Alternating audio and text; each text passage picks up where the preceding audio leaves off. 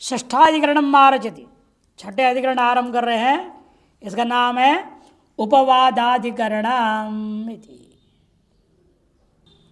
उन्नेयो ब्रह्मगानस्य निषेधो विहितस्तुतिः विकल्पितो वा शून्योऽपि वपोत्खेद इव स्तुतिः विद्यनन्वयतो स्तोत्रं ब्रह्मोद्गाता तथा सति विषयैक्याद् विकल्पोऽत्र षोडशी गृहवन्मतः।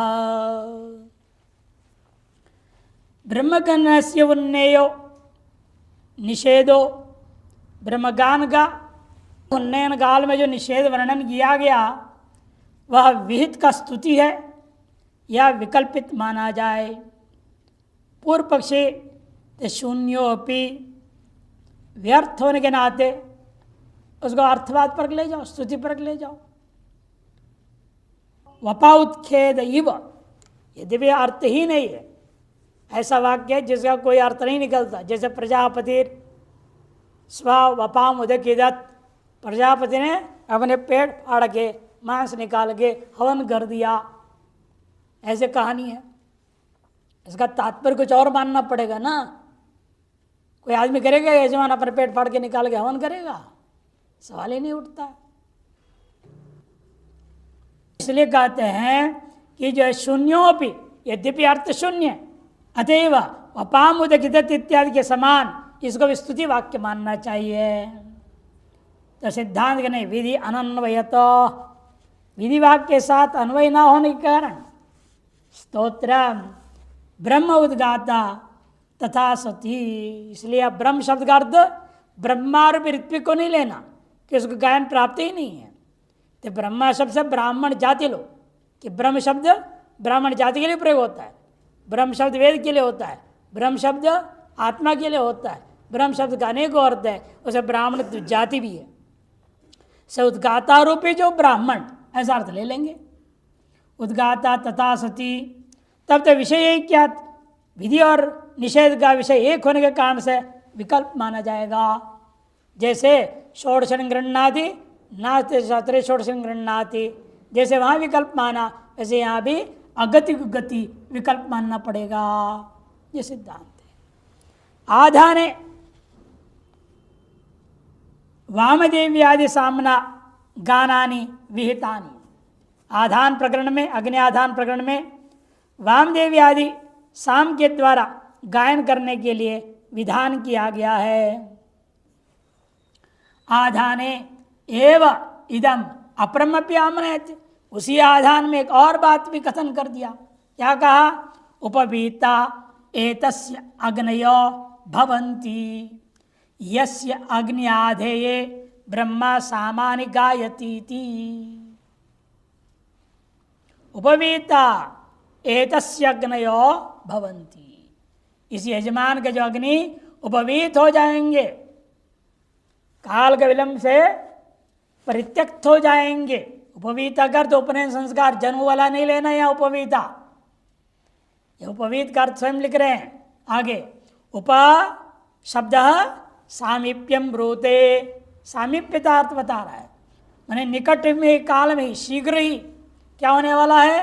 वीता, उप का अर्थ सामीप्य हो गया, वीता मैंने विगता, विगता का अर्थ क्या है?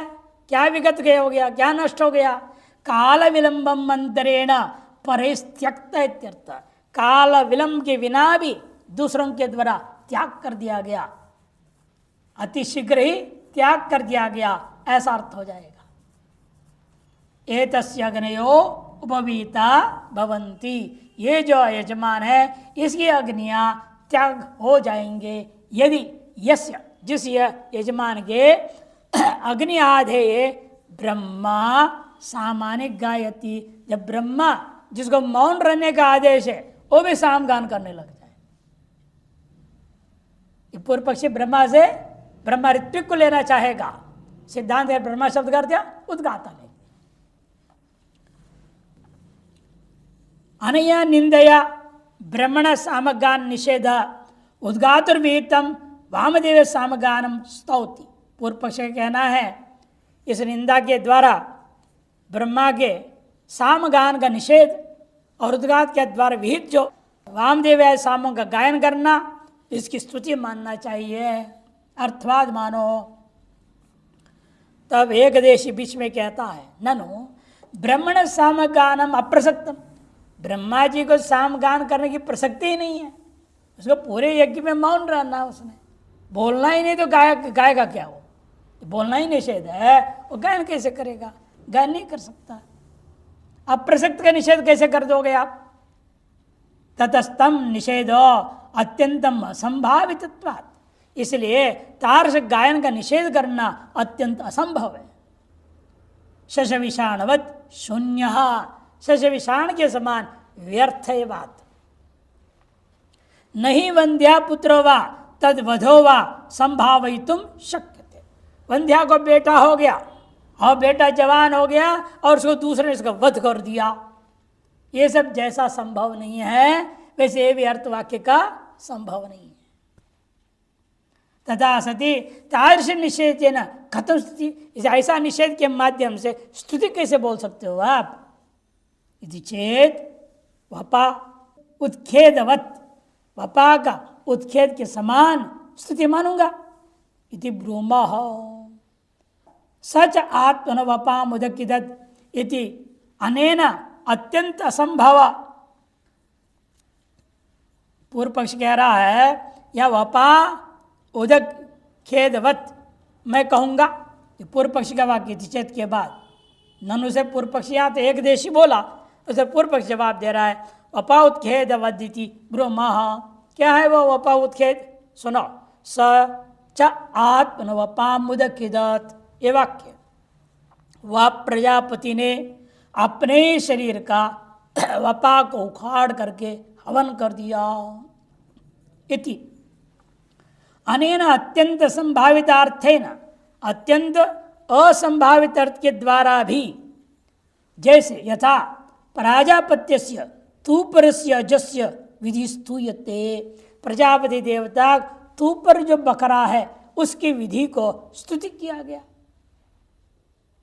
तूपर क्या है? बताने दो अर्थ है। तूपर का अर्थ है हिजड़ा, दूसरा अर्थ है तूपर का दाढ़ी मूछ रहित।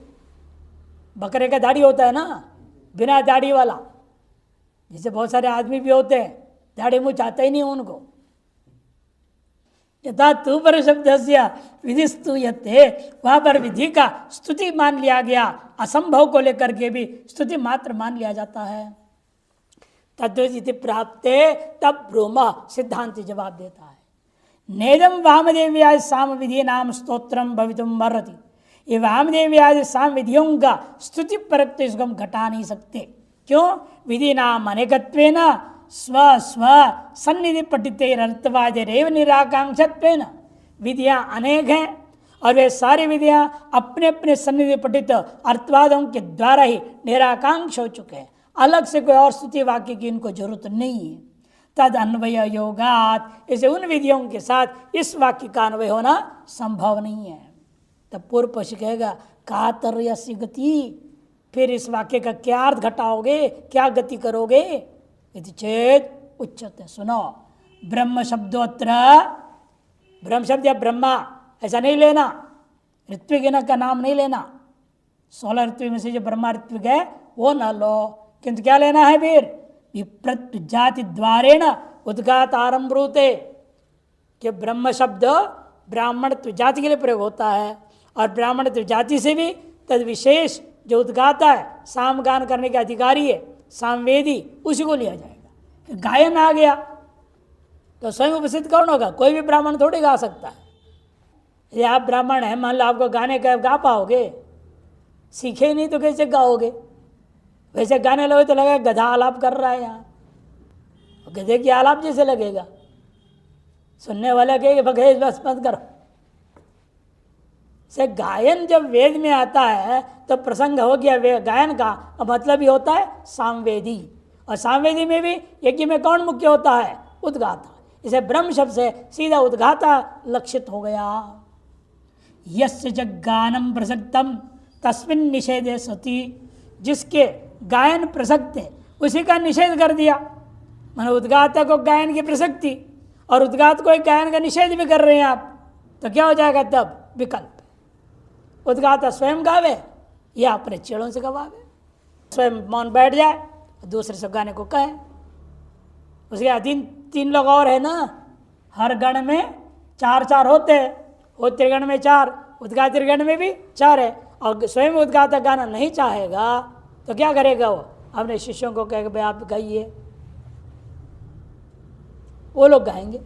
तो विकल्प है, स्वयं भी गा सकता है या नहीं भी गा सकता है। जैसे नातिरात्रे षोडशं गृह्णाति अतिरात्रे षोडशं गृह्णाति विकल्प था, वैसे यह विकल्प के लिए यह संकेत मात्र ही है। यस्य गानम प्रसक्तं तस्मिन् निषेधे सति विधि निषेधाभ्याम एक विषयाभ्याम उद्गातुर्गानम विकल्प्यते। विधि निषेध के माध्यम से एक विषय होने के कारण उद्गाता की तरह गायन का विकल्प माना जाएगा। सप्तमाधिकरणम आरचेति, 7वां अधिकरण आरंभ होता है। दीक्षित दान निषेधस्य पर्युदासाधिकरणम, दीक्षित के द्वारा दान नहीं करना चाहिए, होम नहीं करना चाहिए इत्यादि जो कहा गया, वहां पर निषेध का अर्थ क्या है? प्रसज्य प्रसिद्ध माना जाए या पर्युदास माना जाए? सिद्धांति पर्युदास कहेगा, पूर्व पक्षी प्रसज्य लेगा। देखिए, दीक्षितो न ददाति प्राप्तम सर्वम निषिध्यते अतिदिष्ट पुमर्थे वा पुमर्थम वोक्तितोऽग्रिमः उपदेशार्थवत्वाय मध्यमो अन्त्यस्तु सन्निधेः एकवाक्यत्वे भेदश्चेत् पुमर्थम परिदस्यताम्। एकवाक्यत्वे भेदश्चेत्, गलत छपी ठीक कर लेना, भेदश्चेत्।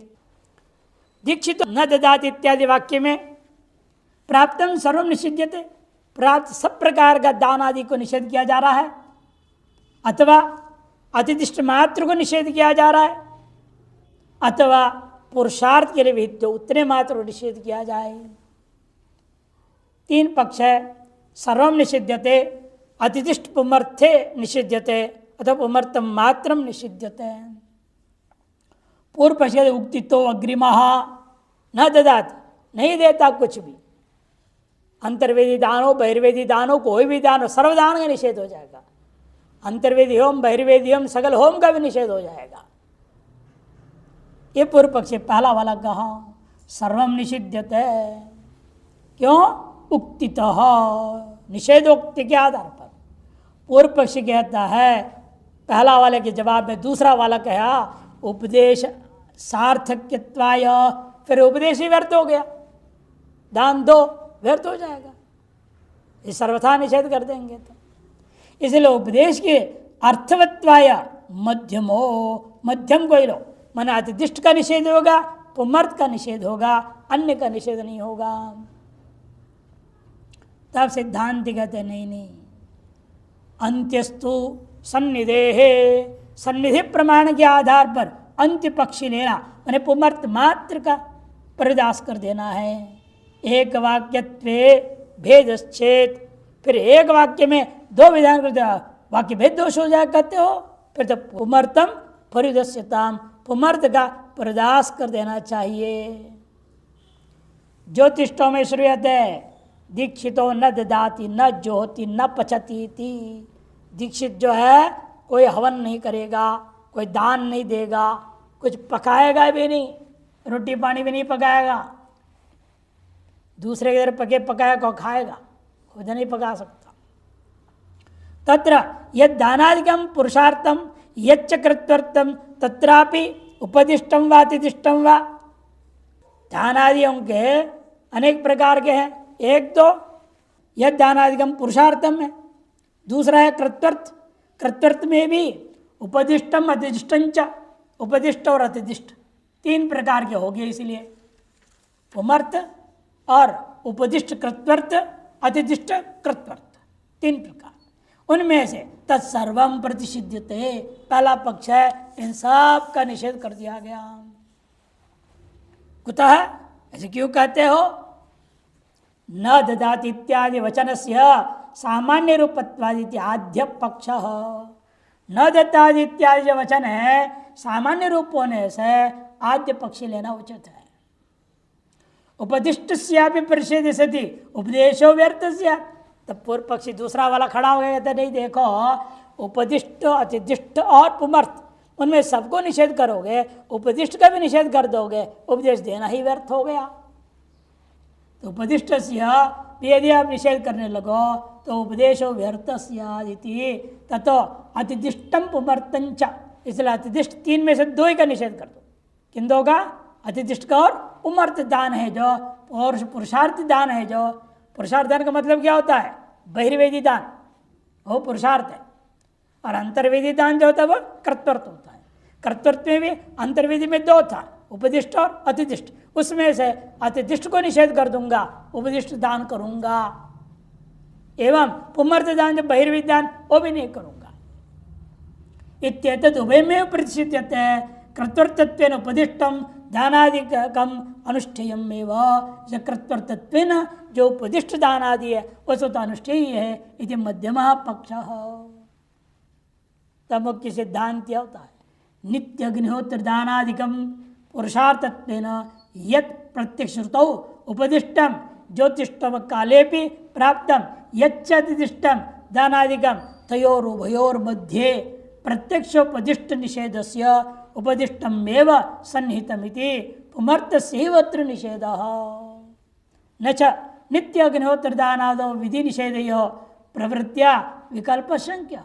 आगे सिद्धांत सीधे कह देता है नित्य अग्निहोत्र में विहित जो दानादि है और पुरुषार्थ होने के नाते उसको यत् प्रत्यक्ष श्रुतो उपदिष्टम, जो प्रत्यक्ष श्रुति उपदिष्ट है वह जो ज्योतिष्ठम काल में भी प्राप्त है और जो अतिदेश से दान आदि प्राप्त है। तयोर उभयोर मध्य इन दोनों में से प्रत्यक्ष उपदिष्ट का निषेधस्य उपदिष्टम एवं प्रत्यक्ष उपदिष्ट निषेध के द्वारा उपदिष्ट का ही निषेध मानना चाहिए। सन्निहितमिति पुमर्थ वाला जो होगा उसी का निषेध किया जाएगा। न च नित्य अग्निहोत्र दान आदियों में विधि निषेध योग प्रवृत्तियां दोनों प्रवृत्त कर दूंगा तो पूर्वत विकल्प हो जाएगा पूर्वाधिकरण न्याय से। दिनाशंक्य भिन्न विषयत्वात् कृत्वर्थो निषेध क्रतुकाले तदनुष्ठानं वारेति पुरुषार्थस्तु विधि कालांतरे तदनुष्ठापयति तस्मात् पुमर्थस्य निषेधः। दोनों का विषय भिन्न भिन्न है। क्यों भिन्न भिन्न है?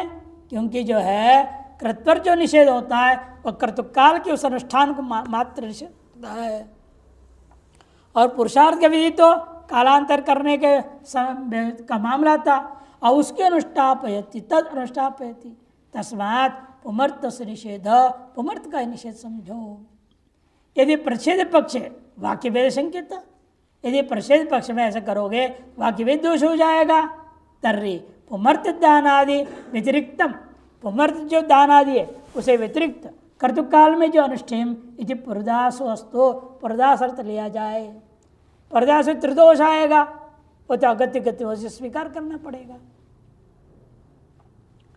अष्टमाधिकरणम रचयति सामान्य विशेष शास्त्रोर बाध्य बाधक भावाधिकरण।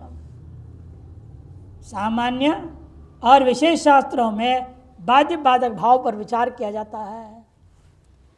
विकल्पितो बाध्यते वा हवनीय पदादिभिः सामान्यस्य विशेषेण प्रत्यक्षोक्तित्व साम्यतः लिंग चोदकवद्बाधो नास्ति तेन विकल्पितः विशेषार्थे लक्षणास्य दतो मुख्येन बाध्यते। विकल्पितो बाध्यते वा हवनीय पदादिभिः, पदादियों के द्वारा आहवनीय ज्योति इत्यादि जो पदे ज्योति वर्तमनी ज्योति इत्यादि जो कहा गया उनमें जो है हवनीय जो पदादि भी विकल्पित तो बाध्यते, विकल्प माना जाए या बाध किया जाए। पूर्व पक्ष कहता है सामान्य से विशेषण प्रत्यक्षोक्तित्व साम्यतः, सामान्य का विशेष के द्वारा प्रत्यक्ष उक्ति के सादृश्य के कारण से जो है हमें क्या मानना चाहिए? विकल्प मानना चाहिए। तब से सिद्धांत नहीं लिंग चोदकवत बाधो। लिंग प्रमाण और अध्यदेश प्रमाण के द्वारा यह बाध माननी चाहिए। लिंग बोधक विधि के समान, जैसे लिंग क्या करता है, वाक्य आदि का बाध देता है, श्रुति लिंग को बाध देता है, ठीक उसी प्रकार से बाध माननी चाहिए। नास्तित्वेन विकल्पिता, इसे यहाँ विकल्प के अवसर ही नहीं है। विशेषार्थे लक्षणा से, जो विशेष है उसमें पदार्थ में लक्षणा कर लो। अतो मुख्य न बाध्यते, जो मुख्य होगा उसके द्वारा सामान्य का गौण का बाध हो जाएगा।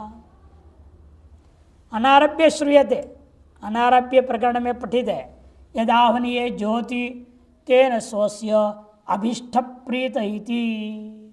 जो हवनीय में हवन करता है निश्चित रूप से यजमान के द्वारा, उसको जो प्रापणीय इष्ट है, अभिष्ट है, उसे वो प्राप्त कर प्रसन्न होगा इति। और ज्योतिषम प्रकरण में कहा श्रूयते पदे ज्योति वर्तमनि ज्योति इति। राजस्वी में भी आया वल्मीक उपायाम उत्सृज्य ज्योति इति। अलग हो गया ना, आहवनी में हवन करना मुख्य था और विशेष सामान्य था। सभी याग जो होता है वो आहवनी अग्नि में ही हवन किया जाएगा, लेकिन विशेष विधान कर दिया ज्योतिषोम्य का पदे ज्योति वर्तमनि ज्योति। पद मैंने वो 7 पद रख करके घूमते हैं, तो वहाँ हर एक जहाँ पैर का चिन्ह पड़ेगा गाय का, वहीं पर हवन होगा पग चिन्ह पे। और मार्ग में हवन करने बोला, मार्ग में भी हवन किया जाता है। मुर्दे के मामले में भी लिखा हुआ है, मुर्दा ले चलते हैं ना, घर में जो करते हैं वो अलग है, उठा के चल देते हैं, वो बाहर जाकर फिर रखना पड़ता है। वहाँ भी एक पिंड होता है, पिंड दिया जाता है, मुंह पे, छाती पे, पैर पे रखा जाता है, फिर अंत में चिता पे चढ़ाएंगे, वहाँ फिर 2 पिंड चढ़ाया जाता है। तो मार्ग में भी पिंडदान है। इसी तरह से यहाँ किस व्याग में बोल रहा है ये, मार्ग में ज्योतिष्ठो इति। और राष्ट्र में दूसरी बात कही वल्मीक उपायाम उत्सृज्य ज्योति। वल्मीक वपा, वल्मीक वपा किसको कहते हैं, बाम्बी जो सांप जो होता है, घर जो बनता है उसका नाम वल्मीक। उसके ऊपर के ऊपर थोड़ा हटाकर उसमें हवन करो बोलते हैं। वहाँ अग्नि है ही नहीं, आहवनी अग्नि में कोई अग्नि नहीं है। अब पदे ज्योति में अग्नि कहाँ है, पगचिन पड़ा है, वहाँ हवन करो। रास्ते में हवन करो, रास्ते में कोई अग्नि है क्या वहाँ? उधर क्या सामान्य विधि क्या, आहवनीय ज्योति कह दिया। ये सामान्य और विशेष में परस्पर, इसलिए विकल्प मानना चाहिए, पूर्व पक्ष कहेगा। तथा अन्यत्र से अन्यत्र भी गार्हपत्य के प्रकरण में कहा पत्र संयाजान ज्योति तत्र अनारभ्यवादे होम सामान्य मनुद्य आवनियो विहित। होम सामान्य का अनुवाद करके आवनि का विधान किया और प्रकरण नियमित ही पदादि वाक्य तद अनुबद्धा विशिष्ट होमा विहिता। और प्रकरण उनके द्वारा विशेष नियम करते हुए पदादि वाक्यों के द्वारा उन पदादि से अनुबद्ध विशिष्ट होम का विधान किया गया। गार्हपत्य वाक्य न होम विशेषम अनुद्य गार्हपत्य विहिता। और गार्हपत्य वाक्य में भी होम विशेष को अनुवाद करके गार्हपत्य का विधान किया। तत्र पदादि होमेशु सामान्य शास्त्रेण प्राप्त आवनियो विशेष शास्त्र प्राप्ति पदादि भी स विकल्प्यते। जब पदादि होमों में मानना पड़ेगा सामान्य शास्त्र के प्राप्त आवनीय है और विशेष शास्त्र प्राप्त पदादि स्थल है। अब यहाँ पर उनके साथ परस्पर विरोध को दूर करने के लिए विकल्प मानना पड़ेगा। कुतः उभयोः प्रत्यक्ष वचनयोः कर्तृत्वेन समान बलत्वात्। ये दोनों ही प्रत्यक्ष वचन है, इसे दोनों कर्तृत्व के लिए है, दोनों समान बल वाले हैं। न च ऐन्द्रिया गार्हपत्य उपतिष्ठति इत्यत्र यथाश्रुत्या लिंगम बाध्यते यथा वा चोदकादिष्टानां कुशानां उपदिष्टि शरीर बाध तथा सामान्यस्य विशेषण बाध वस्तु इति न च वाच्यम्। कोई कहे इंद्रिया गार्यपते उपतिष्ठते। यहाँ पर जिस प्रकार से श्रुति प्रमाण के द्वारा लिंग प्रमाण को बात दिया गया अथवा अतिदेश के द्वारा चौदकादिष्टानाम अतिदेश वाक्य के आधार पर अतिदेश से प्राप्त किए पदार्थ कुशाओं का प्रत्यक्ष उपदिष्ट शरों के द्वारा बात दिया जाता है।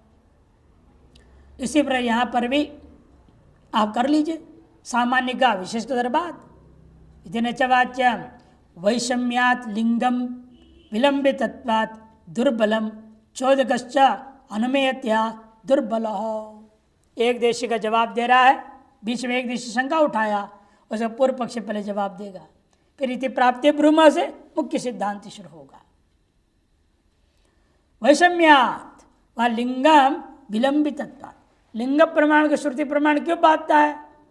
क्योंकि लिंग प्रमाण की प्रवृत्ति श्रुति के अधीन है और श्रुति जो है लिंग निरपेक्ष है, शीघ्र प्रवृत्ति का अविलंब प्रवृत्ति का लिंग, अतः श्रुति का लिंग का बात होता है।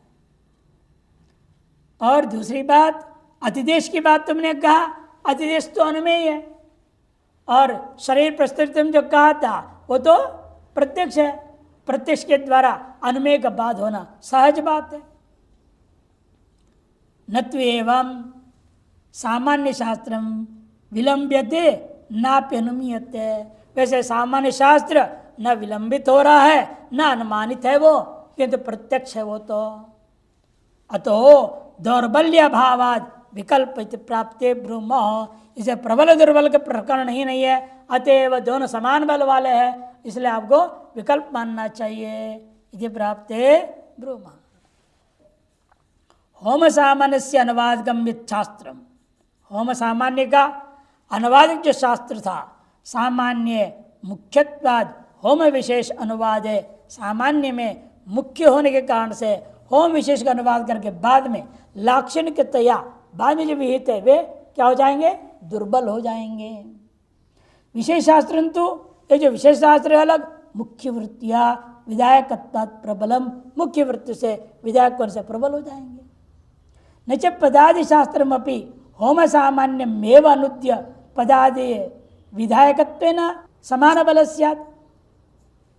पूर्व पक्ष कहता है पदादि शास्त्र भी पहले होम सामान्य शास्त्र के अधीन है। यदि होम के लिए आवनी का पहले से सामान्य शास्त्र का विधान ना होता, ये विशेष किसके बात के विधान कर रहे हैं आप?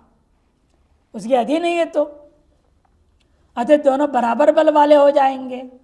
होम सामान्यम एव अनुद्य पदादि विधायकत्वेन समान बल स्यात् इति न शंक्यम।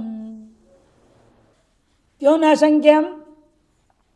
नियमितत्वेन विशिष्ट विधायकस्य सामान्य अनुवाद अयोगात्, नियम के द्वारा स्थापित होने के नाते विशिष्ट विधायक में सामान्य के अनुवाद मानना उचित नहीं है।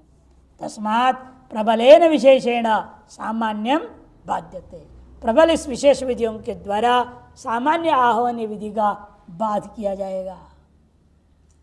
नवमादिकरणम मारचेति विकृतिषु सातदस्योपसंहाराधिकरणम, विकृति यागों में 17 संख्या वाला सामिधिनियों का उपसंहार कर रहा है, क्योंकि प्रकृति में 15 है, प्रकृति याग में 15 कहा गया और विकृति याग में 17 है, इसलिए विचार आरंभ होता है।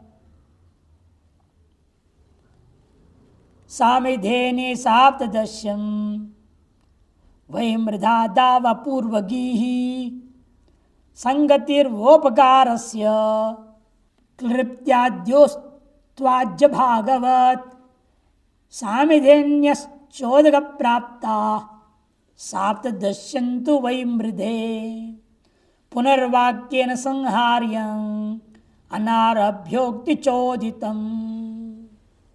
सामिधेनि साप्तदश्यम वै मृदादौ अपूर्वगी, वै मृदादि याग है, याग विशेष का नाम है, अनारभ्यदित याग विशेष है। उस वै मृदादियों में जो सामिधेनि का 17 वर्णन किया गया वह अपूर्व विधि है। संगतिर्वा उपकारस्य, यह उपकार का संगति मान के उपसंहार किया जाए। क्लृप्त्याद्योस्तु आज भागवत, क्लृप्त्या आद्यो अस्तु, ऐसे विभाग करना है। क्लृप्त्या आद्यो अस्तु, आज्य भागवत, आज्य भाग को दृष्टांत माने जाए, पहले पूर्ण विचार हुआ है। आज्य भाग के समान यहाँ पर भी सिद्ध वस्तु होने के नाते आद्य पक्षी लेना चाहिए। ये अर्थात आद्य पक्ष मतलब क्या है? अपूर्व विधि मानना चाहिए। तो सिद्धांत है नहीं। सामिदेन्य चोदक प्राप्त, सामिदेनी जो है चोदक से आपता मने प्राप्ता, प्र जोड़ दूंगा अक्षर बढ़ जाएगा, से चोदक आपता बोल दिया प्र निकाल करके। अतिदेश से प्राप्त थे, साप्तदश्यंतु वही मृदे, और साप्तदश का विधान ये एक दूर छाप दिया। वही मृद नामक याग में विशेष विधि हो गया। पुनर्वाक्य न संहार्यम, इसे पुनर्विधि वाक्य होने के नाते यह उपसंहार करना चाहिए। अनारभ्योक्ति चोदितम, अनारभ्युक्त विधि को लेकर के यह उपसंहार करना ही उचित होता है। अनारभ्य आमनायते, अनारभ्य प्रकरण में बात पठित है। सप्तदश सामिधेनीर अनुभ्रूयात, सप्तदश सामिधेनीर अनुभ्रूयात इति।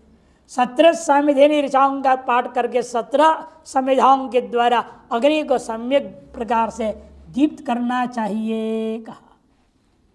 तथा वह मृदे अध्वर कल्पायाम, वे मृद नाम के याग विशेष में के संदर्भ में अध्वर कल्प नाम ग्रंथ में कहा। पशु चातुर्मास्येषु मित्र विंदादिषु, उसमें भी चातुर्मास्येष्टि के अंतर्गत आय हुए पशु याग में जो मित्र विंदादि नाम का याग है, मित्र विंदायाम आग्रनिष्ठ्यादौ च, और आग्रनिष्ठ आदियों में भी पुनः पुनः साप्तदशविशतम, बार बार अनेक अलग अलग यागों के लिए अलग अलग प्रकार से 17 सामिधेनियों का ही विधान किया गया है। यद्यपि अनारभ्य विधानाम प्रकृति गामित्तम न्यायम, यद्यपि जो भी अनारभ्य है वह हमेशा प्रकृतिगामी होता है, फिर प्रकृति से अतिदेश के द्वारा विकृति में आने का नियम है उसमें। तो यदि अनारभ्यतानाम प्रकृतिगामित्यम न्यायम, तथापि श्रुतेन 5 अवृतत्वात्, श्रुत 5 के द्वारा वृद्ध होने के नाते विकृतिषु एव निविष्यते, क्योंकि प्रकृति जो है 5 से चरितार्थ हो चुका है, अतएव ये विकृति मात्र में सीमित रह जाएंगे। तथा सती वैमृदादिषु विकृतिषु अनारभ्यवाद प्राप्ता सप्तदश सामिधेन्य प्राकरणिकेन विधिना पुनर्विधीयमाना गृहमेधीय आज्य भागवत क्लृप्तोपकारकत्वेन इति कृताकांक्षायां पूरयन्त्यस् चोदकं लोपयन्त्यो वैमृदादेर अपूर्व कर्मतां गमयन्ति। साप्तदशंतो अनारभ्यवाद प्राप्त अनुद्यते इति प्राप्ते ब्रूमः। तथा सति वैमृदादि यागों में विकृतियों में अनारभ्यवाद से प्राप्त सप्तदश सामिधेन्य प्राकरणिक विधि के द्वारा जो पुनर्विधीयमाना, प्राकरणिक ना विधि ने क्या था वहाँ 15 थी, उसको बांधते हुए पुनर्विधान करने की वजह से गृहमेधी आज्य भाग के समान क्लृप्तोपकारकत्वेन, क्लृप्तोपकार वाला होने से इति कर्ता की आकांक्षा होने पर पूर्यंत्य, उसे पूर्ण करता हुआ चोदक को लोपयंत्यो, और अतिदेश का लोप करता हुआ वैश्व मृदादियों में अपूर्व कर्म का यहाँ पर बोध करा देंगे। साप्तदेशियंतो और 17 संख्या का तो अनारभ्यवाद प्राप्त का अनुवाद मात्र कर लो, इति प्राप्ते ब्रूमः, ऐसा नहीं हो सकता। वही मृदाशो सामिधेन्य आज्य भागवत न विधीयन्ते, वे मृदादियों में सामिधेनी का जो विधि है वह गृहमेधियों में आज्य भाग के समान नहीं है। किंतु चोदक प्राप्त ता अनुद्य, किंतु अतिदेश से प्राप्त उनका अनुवाद करके साप्तदश्यम विधीयते, 17 संख्या का विधान मात्र किया गया। तच्च साप्तदश्यम वैमृदादि प्रकरणेषु आमनातिर विधि भी कासुचिदेव विकृतिषु प्राप्त, और जो सप्तदश संख्या वाला सामिधेनी है वैमृदादि प्रकरण में जो पठित है वे सभी में नहीं जाएंगे। विधि भी कासुचिदेव विकृतिषु, क्वचित विकृतियों में ही प्राप्त होगा। और अनारभ्यवादेन तो सर्वास विकृतियों, अनारभ्यवाद के माध्यम से तो सभी विकृतियों में जाएगा।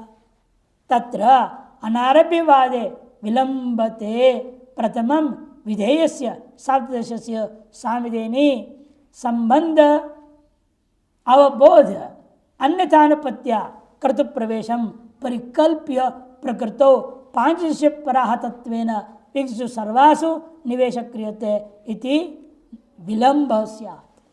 अनारभ्य विधि का विनियोग करने में विलंब होगा।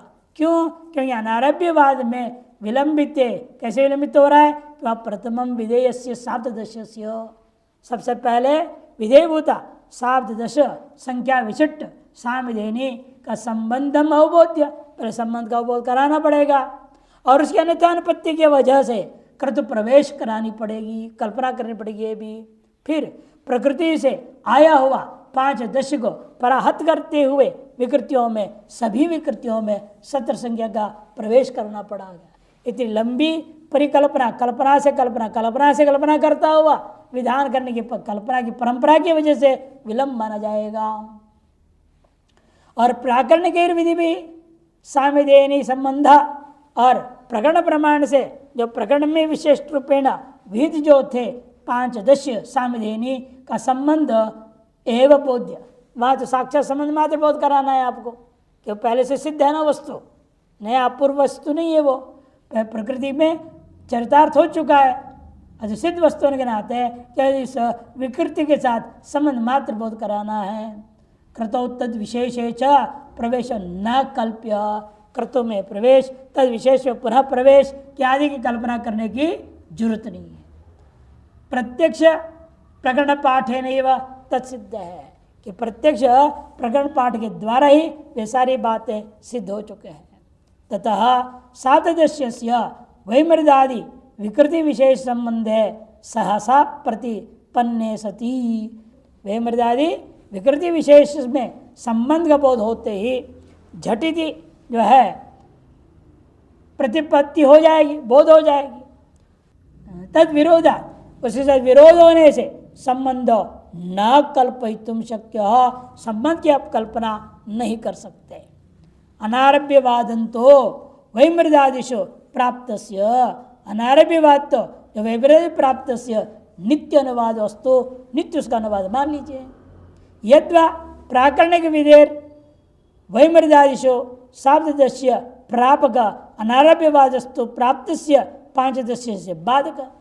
इसे प्राकरणिक जो विधि के वैम द्वारा जो प्राप्त है इतना पंचदश, उसको वैमृदादि में साप्तदश्य का प्रापक अनारभ्यवाद के माध्यम से प्राप्त पांचदश्य का बाद मान लो। सर्वदापि चतुर्धाकरणवत या चतुर्धाकरण के समान उपसंहार वचनत्वात्, उपसंहार वचन होने से आज्य भागवत अपूर्वं कर्म, आज्य भाग के समान अपूर्व कर्म मानना चाहिए।